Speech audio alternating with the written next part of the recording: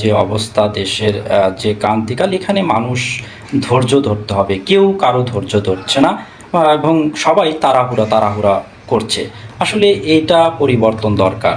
আপনি চিন্তা করুন, মানে একটি দল যারা ছিল গত 15 বছরে এই সরকার ক্ষমতায়, সেই 15 বছরে তারা মানে ছিল, এবং বিরোধী দলে যারা ছিল তাদের কিন্তু জেল, মামলা, এবং তারা বাড়িতে থাকতে পারেনি, এবং এখনও ওই একই পুনরাবৃত্তি ঘটছে, এবং ধরা পড়ছে, তারাও জেলে যাচ্ছে। আসলে এই যে এই নিয়মটা কিন্তু খুবই খারাপ লাগে, কারণ এটার পরিবর্তনটা আসলে আনতে হবে। কারণ একজন 5 বছর ক্ষমতা থাকবে, সেই 5 বছরের পরে, অর্থাৎ যারা বিরোধী দলে তারা জেলে থাকবে, এবং জেল থেকে তারা আবার কি রাজার মতো করে বের হবে।